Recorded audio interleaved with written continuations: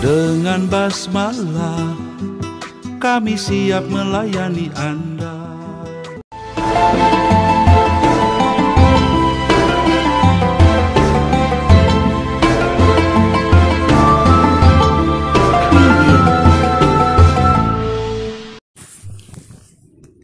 Alhamdulillah Hirabbil alamin waladi arsala rasulahu bil huda wa dinil haqq liyudhhirahu ala dini kulli walau karihal musyrikun.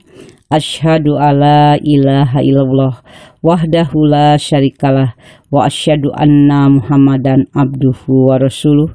Wa qala Allahu ta'ala fil Qur'anil Karim, a'udzubillahi minasyaitonir rajim.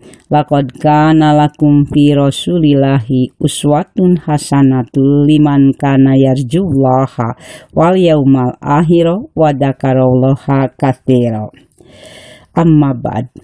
Alhamdulillah para jamaah sekalian, karyawan dan karyawati Rumah Sakit Asy-Syifa yang saya hormati dan dimuliakan Allah. Alhamdulillah pada hari ini kita bisa bertemu kembali di pengajian kita walaupun masih tetap dalam rekaman. Alhamdulillah semuanya kita syukuri, mudah-mudahan dengan adanya pandemi ini akan menjadi hikmah yang besar bagi kita semua dan Allah segera mengangkat pandemi ini dari kita semua. Amin ya rabbal alamin. Mudah-mudahan pula karyawan dan karyawati Asy-Syifa semuanya dalam keadaan sehat walafiat. Para jamaah sekalian, kali ini kita akan melanjutkan apa yang sudah kita bahas bulan yang lalu, yaitu mengenai prinsip-prinsip dalam beribadah. Saya ulangi bahwa di dalam masalah ibadah itu dalam Islam ada hal-hal yang sangat harus diperhatikan, yaitu tentang prinsip-prinsipnya tadi. Sebagaimana tadi dibacakan di awal, Allah Subhanahu wa taala berfirman, laqad kana lakum fi rasulillahi uswatun hasanah, ya, sungguh telah ada pada diri Rasulullah itu suri teladan yang sangat baik bagi kamu, yaitu ya bagi orang-orang liman kana yarjullaha wal yaumal akhir wa dzakarallaha katsira, yaitu bagi orang yang mengharap rahmat Allah dan kedatangan hari kiamat dan dia banyak menyebut Allah. Kita ulangi perbedaan rumusan ibadah dan muamalah. Di dalam rumusan beribadah, ya sudah saya sampaikan di rekaman yang lalu bahwa menurut kaidahnya as'alu fil ibadati butlanu hatta yakuma dalilun ala amri. Prinsip dasar dalam beribadah adalah batal sampai ada dalil yang memerintahkan keberadaannya atau yang memerintahkan ibadah itu. Itu dalam ibadah. Beda dengan muamalah, ya. Saya ulangi sedikit. Kalau dalam muamalah al aslu fil uqudi wal muamalati adalah sihah, ya. Kemudian hatta yakuma dalilun ala butlani wa tahrimi. Kalau di dalam muamalah, asal dalam akad muamalah atau jual beli adalah boleh kecuali ada dalil atau keterangan yang melarang. Kita akan melanjutkan, ya. Jadi itu prinsip yang harus diketahui, ya. Kaidah yang harus diketahui. Nah, di dalam masalah ibadah, ya, saya sangat yakin kita sudah paham, ya, sudah paham, semuanya sudah tahu kemana nih arahnya, yaitu tentang ibadah itu ada dua macam, ya, yaitu ibadah mahdoh, ya, yang ritual seperti sholat, saum, ya. Nah, ibadah haji, zakat itu masuk ibadah yang ritual. Nah, di dalam beribadah yang mahdoh ini disyaratkan niat yang ikhlas dan kaifiat yang sesuai as-sunnah. Kemudian yang kedua adalah ibadah ghair mahdoh.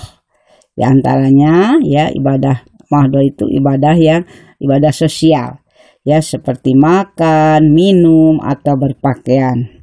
Dalam ibadah ghair mahdoh disyaratkan niat yang ikhlas, sedangkan kaifiatnya terserah kepada kita, kecuali apa yang telah ditentukan oleh Nabi Shallallahu Alaihi Wasallam. Ya. Jadi kalau ibadah mahdoh tata caranya harus sama, ya, seperti sholat. Ya, tadi tidak boleh kita sholat seenaknya kita sendiri. Nah, jadi ada gerakannya sudah harus sama, bacaannya hanya harus sama. Yang beda itu mungkin surat sesudah Al-Fatihah itu tergantung kemampuan hafalan masing-masing gitu ya. Kalau ghair mahdoh ya diserahkan kepada kita, tapi tadi seperti yang tadi saya sampaikan niatnya harus sama, ikhlas ya. Misalnya tadi dicontohkan makan, minum ya, makan silahkan makan apa saja selama itu halal kan gitu ya, tidak harus seragam gitu. Nabi makannya di sana kurma, kalau di sini kan tidak kurma ya gitu. Seperti begitu. Saya yakin karyawan dan karyawati semuanya sudah memahami hal itu. Nah, para jamaah sekalian ya, di dalam beribadah itu ya kita harus menghindari ya perbuatan yang bid'ah. Ya, bid'ah itu kita sudah paham juga nih ya, dalam ibadah mah nyontok ya, tidak ada contohnya dari Rasul. Karena Rasul sudah bersabda, man amila amalan laisa alaihi amruna fahuwa raddun. Ya, barang siapa yang mengamalkan perbuatan atau ibadah yang tidak ada perintah dari kami, maka ibadah itu akan ditolak. Ya, itu hadis riwayat Muslim. Jadi dengan demikian dalam pelaksanaan ibadah hendaklah seperti apa yang telah dicontohkan oleh Nabi. Nabi pun bersabda di dalam masalah sholat, kita juga sudah hafal ya hadis Bukhari, shollu kama ra'aitumuni usolli ya, hendaklah kalian sholat seperti kalian melihat aku sholat. Berarti ya baik peragaannya, bacaannya, atau bilangannya hendaklah seperti apa yang telah dicontohkan oleh Nabi ya. Jadi tidak boleh kita melaksanakan hal yang tidak ada ya, yang tidak ada dalam sholat itu, apa yang tidak ada ya. Misalnya yang selalu jadi perdebatan masalah pelafadan niat dengan kalimat nawaitu usolli dan sebagainya ya, atau menambah lafad sayyidina nah di dalam bacaan tasyahud ketika membaca sholawat ya, atau ada lagi yang mengganti dzikir ya, dzikir ba'da sholat ya. Kalau kita kan kalau habis sholat membaca sesudah istighfar astagfirullah 3 kali, kita lanjutkan dengan Allahumma antas salam wa minkas salam tabarakta ya dzal jalali wal ikram. Kemudian wiridnya ya, bacaan wiridnya adalah subhanallah 33 kali, alhamdulillah 33 kali, Allahu akbar 33 kali, kemudian ditutup dengan la ilaha illallah wahdahu la syarikalah ya, dan selanjutnya ya. Nah, tapi ada ya yang mengganti yang 33 kali itu semuanya tadi subhanallah walhamdulillah wallahu akbar itu diganti dengan kalimat la ilaha illallah sebanyak 165 kali. Nah, itu tidak ada contoh dari Nabi ya. Jadi zikir yang sudah kita ketahui bersama diganti dengan lafaz la ilaha illallah dan jumlah bacaannya 165 kali. Nah, itu tidak ada contoh dari Rasulullah Sallallahu Alaihi Wasallam, ya. Nah, ini. Jadi kalau Bapak Ibu penasaran, bisa itu dilihat di dalam buku Al-Islah, ya, kajian tentang sunnah bid'ah, maslahat mursalah dan masalah khilafiyah, ya, ada di jilid di halaman 188 sampai 161 itu dimuat. Nah, kemudian kita suka juga mendengar ada bid'ah hasanah, ya, bid'ah hasanah. Apakah benar ada bid'ah hasanah? Ya, nah, kita akan bahas sedikit di sini, ya. Sebetulnya bid'ah hasanah itu tidak ada, ya, karena di dalam hadis yang diriwayatkan oleh Imam Ahmad, ya, oleh Imam Ahmad, Rasulullah bersabda, di sini saya baca artinya, ya. Dari Irbad bin Syariah radhiyallahu an, ia bersabda Rasulullah sallallahu alaihi wasallam, aku wasiatkan kepada kamu agar takwa kepada Allah, patuh serta taat kepada pemimpin sekalipun dia orang Habsyi. Sungguh siapa saja yang hidup di antaramu setelahku akan melihat banyak perselisihan. Hendaklah kamu pegang teguh sunnahku dan sunnah khulafa'ur rasyidin yang mendapat petunjuk. Berpegang teguhlah terhadapnya dan genggamlah sunnahku ini dengan gigi gerahammu. Hendaklah kamu berhati-hati terhadap perkara yang diada-adakan, karena setiap yang diada-adakan itu bid'ah, setiap bid'ah itu adalah sesat. Nah, jadi hadis ini menerangkan, ya, menunjukkan bahwa semua bid'ah itu dolalah, sesat, atau dengan kata lain tidak ada bid'ah hasanah di dalam ibadah. Jadi di dalam ibadah itu di dalam masalah ibadah ada yang mencontohkan kan, dulu zaman Rasul tidak ada telepon, apalagi HP. Kalau sekarang ada telepon, ada HP, ya, digenggam oleh masing-masing manusia sekarang, ya. Jangankan manusia dewasa, ya, anak kecil juga sudah bawa-bawa HP kemana-mana. Bukan yang begitu yang dimaksud, ya. Kalau bid'ah yang dimaksud yang dolalah itu adalah bid'ah di dalam masalah ibadah, bukan di masalah keduniaan, ya. Dulu tidak ada mobil, sekarang ada mobil. Kalau dulu kan adanya tunggangan-tunggangan itu atau kendaraan itu adalah hewan-hewan, ya.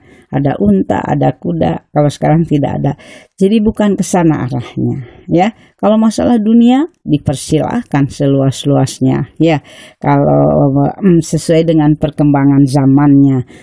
Dalam hal ini adalah masalah bagaimana kita menyembah kepada Allah atau kita beribadah kepada Allah dalam hal yang sudah disebutkan tadi, yang ibadah-ibadah mahdoh itu, ya. Jadi jangan keliru, ya, jangan keliru.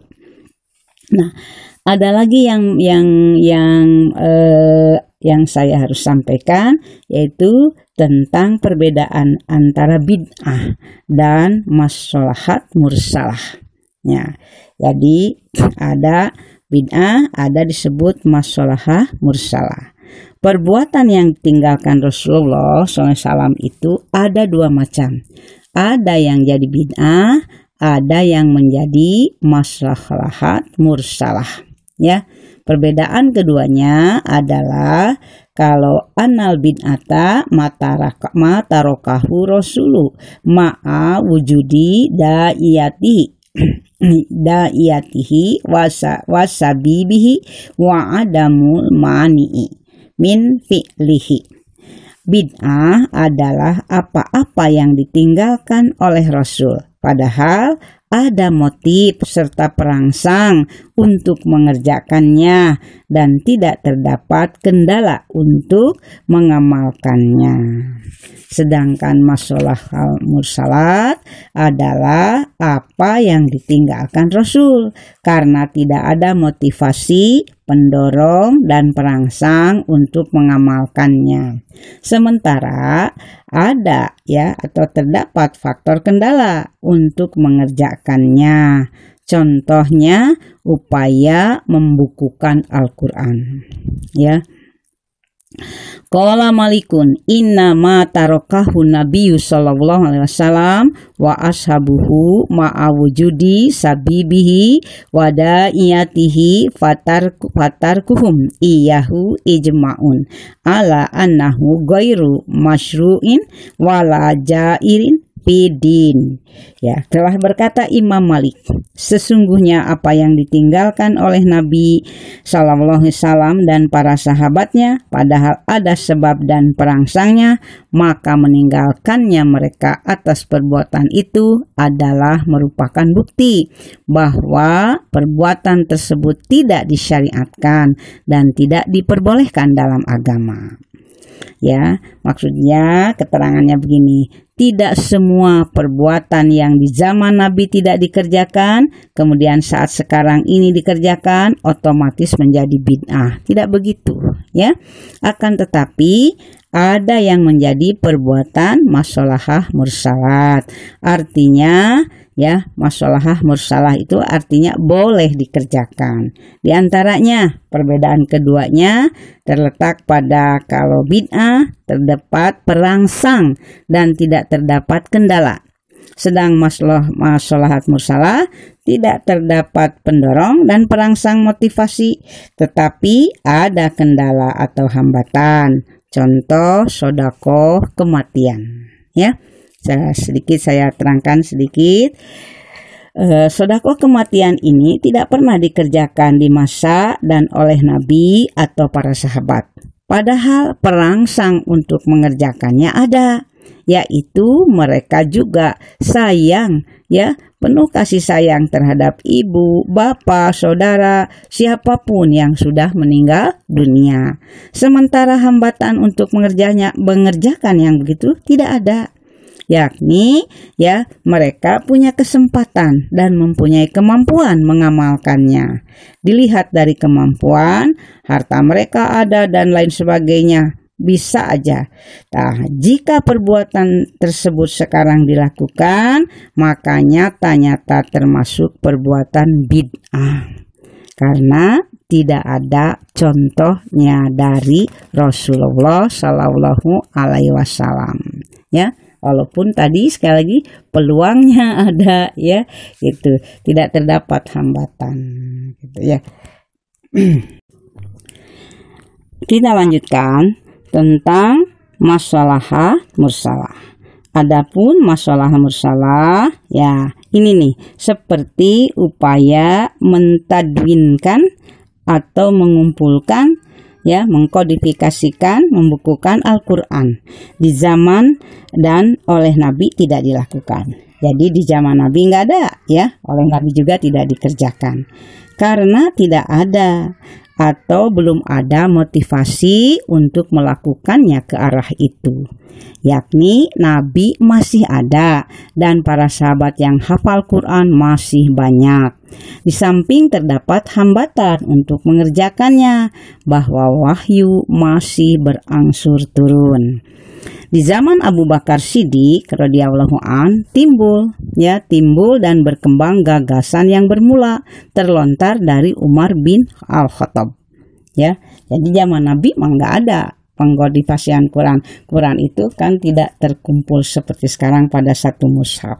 Nah, ketika Nabi Muhammad SAW sudah meninggal dunia, kemudian kepemimpinan dialihkan kepada Abu Bakar radhiyallahu anhu, Nah, timbullah gagasan untuk mengumpulkan Quran pada satu mushaf, yaitu tercetus dari Umar bin Khattab untuk membukukan Al-Quran dengan lengkap, ya, dan mustahil turun wahyu baru karena nabinya sudah meninggal dunia, serta timbul kekhawatiran atau ketidaksinambungan Al-Quran. Ya, karena menurut sejarahnya pada waktu terjadi perang Yamamah itu banyak para sahabat yang meninggal dunia, sedangkan mereka adalah orang-orang yang hafal kepada Quran.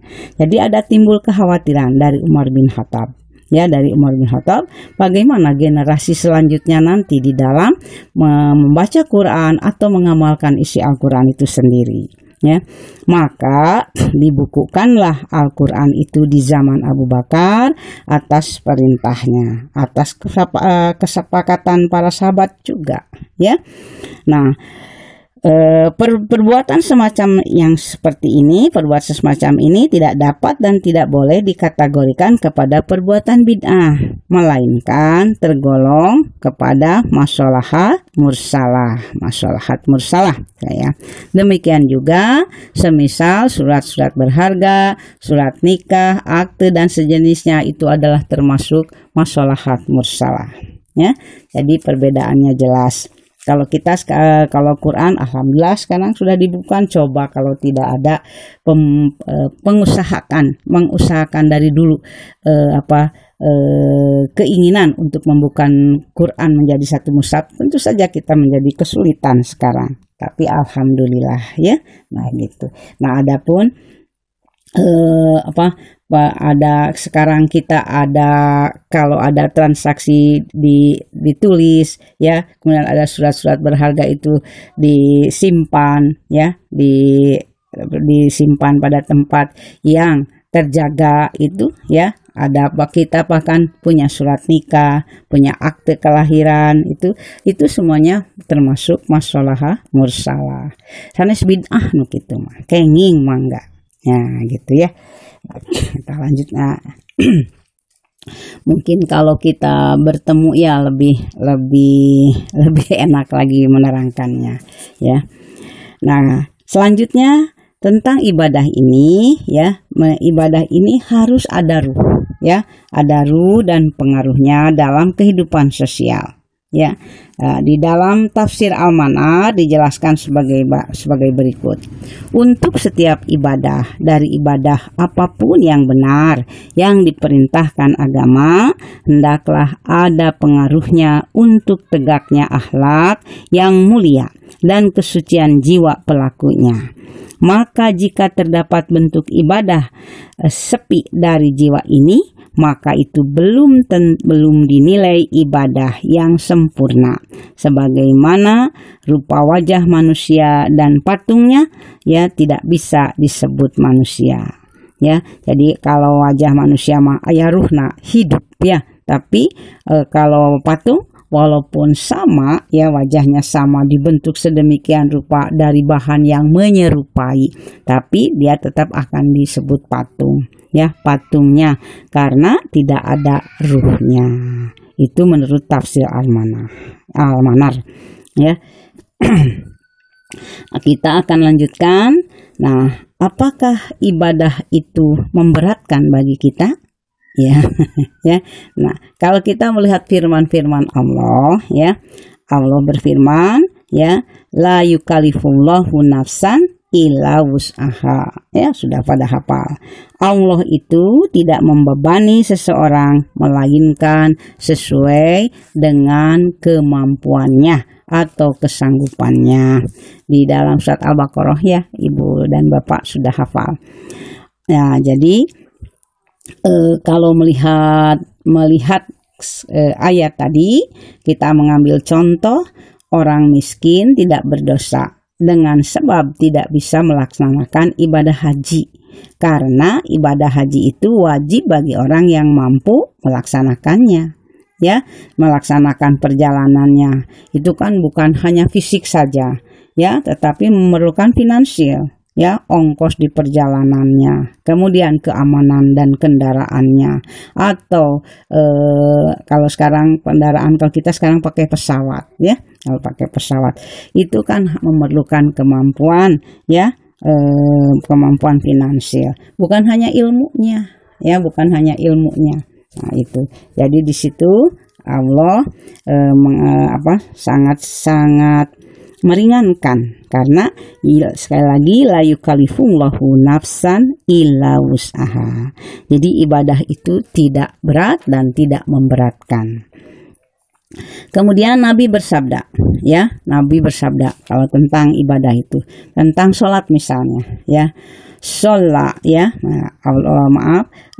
Nabi bersabda, sholli qaiman fa ilam tastati fa qaidan wa ilam tastati fa'ala ya janbin wa illa fa'auma.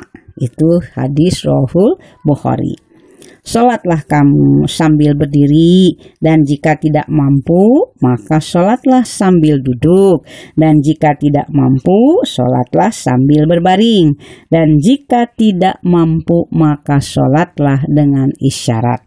Tuh, jadi ketika kita sedang sehat biasa, sholat itu kan berdiri. Tapi ada kan kita waktunya ada diberi sakit, ya, oleh Allah Subhanahu wa Ta'ala.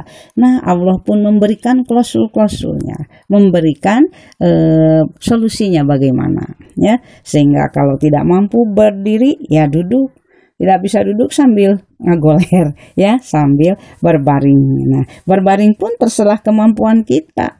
Sanggupnya kita miring, sanggupnya kita telentang, silahkan telentang.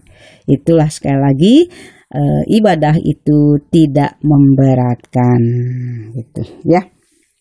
Nah, mungkin akan dalam masalah ibadah ini, ya, dalam masalah pada umumnya nih, maka kita suka ingin tahu kenapa sih timbul perbedaan-perbedaan, ya. Kalau saya menerangkan begini, ya, nanti Bapak dan Ibu mungkin di tempat di daerahnya masing-masing tidak seperti saya, gitu, ya. Nah, itu bagaimana itu keadaan itu bagaimana. Kita akan melihat sebab-sebab timbulnya perbedaan, ya, perbedaan pendapat, ya. Di antara penyebab timbulnya perbedaan pendapat adalah yang pertama, perbedaan data dan informasi yang diterima, ya. Nah, perbedaan data ini mengingat fasilitas dan koleksi hadis yang berbeda serta literatur yang belum merata. Contoh, perbedaan pendapat dalam hal menyimpan tangan di dada waktu sholat. Kalau Imam Hanafi berpendapat irsal atau lepas tangan, karena beliau tidak mendapatkan hadis yang mesti bersedekap. Sementara yang lainnya bersedekap karena sudah menerima hadisnya. Kemudian ada lagi perbedaan pendapat itu karena perbedaan data yang diterima tentang sahih dan dhaifnya hadis. Ya, yaitu kita harus mengingat literatur yang belum merata juga. Sehingga mungkin saja seseorang meyakini satu kitab itu sahih, ya, berdasarkan kitab yang ada padanya, sementara data tentang kedhaifannya belum sampai, ya, kepadanya karena terdapat dalam satu kitab yang lain. Contoh, hadis-hadis tentang kunut subuh dengan doa Allahumma hdini fiman hadait dan seterusnya, kata yang sebagian sahih, sementara yang lain dhaif. Nah, itu karena tadi karena tadi perbedaan, ya, perbedaan tentang informasi. Yang satu sahih, data informasi yang satu sahih, yang satu belum tahu dhaif, ya, padahal ada dhaifnya, gitu. Kemudian yang ketiga, perbedaan titik tolak dalam mengambil kesimpulan. Maksudnya dalam masalah agama hendaklah bertitik tolak dari nas, yaitu Al-Quran dan hadis yang sahih.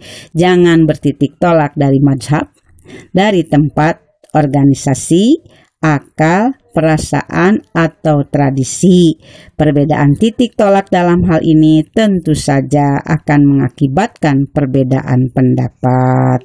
Ya, contohnya, jadi dalam kata Sayyidina ya, kalau dalam tasyahud itu katanya harus sementara, ya, yang lain tidak boleh menambah-nambah ya.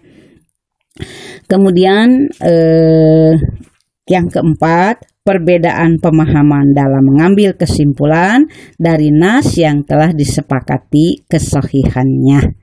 Ya, sebagaimana telah diketahui bahwa tidak selamanya isi kandungan hadis itu ya qat'iyu adilalah, tetapi banyak juga yang zoniu adilalah. Maka dalam mengambil kesimpulan dari zoniu adilalah sering terjadi perbedaan pendapat. Kadang sepihak berpegang kepada zahir nasnya, ya tekstualnya gimana, sementara sepihak lain berpegang pada ilatnya, sebabnya. Contohnya, ya, masalah wanita haid tinggal di masjid. Ada yang berpendapat bahwa wanita haid tidak boleh tinggal atau duduk di masjid. Maksud di sini tinggal di sini duduk ya, duduk berlama-lama mendengarkan ceramah ya. Itu berpegang pada zahir hadisnya ya, zahir nasnya ya bagaimana. Ada juga yang berpendapat bahwa wanita haid dilarang ya tinggal di masjid itu sekiranya mengotori masjid. Adapun jika mampu menjaganya dan tidak akan mengotori masjid, maka boleh saja ia tinggal di masjid ya. Nah, jadi contoh lain yang juga ada masalah isbal. Ya, isbal itu menurunkan apa, kalau di izar itu kainnya. Udah, kalau laki-laki ada yang harus di atas lutut itu ya, itu. Nah, ini sepihak berpendapat bahwa isbal itu haram, baik ada unsur sombong atau tidak. Sementara pihak lain berpendapat bahwa isbal itu tidak haram kalau tidak ada unsur khuyala atau sombong. Ya. Jadi itu diantara yang menjadikan kita berbeda pendapat ya. Para jamaah sekalian, insya Allah nanti akan saya teruskan ya, kalau masih diberikan panjang umur, karena ini sudah cukup ya, sudah cukup. Sekali lagi mohon dimaafkan kalau ada kekeliruan, ada yang tidak jelas ya. Sebetulnya kalau ini boleh bertanya ya, tapi kan ini susah ya, susah. Sekali lagi mohon dimaafkan atas kekeliruan dan kekurangan. Ya, saya berharap mudah-mudahan kita semua diberikan sehat, panjang umur, kuat iman, dan kita akan memasuki bulan Ramadan. Mudah-mudahan kita dapat melaksanakan ibadah Ramadan dengan sebaik-baiknya. Ya, demikian sekali lagi mohon dimaafkan. Ya, saya akhiri. Aqulu qouli hadza wa astaghfirullahi wa lakum. Wassalamualaikum warahmatullahi wabarakatuh.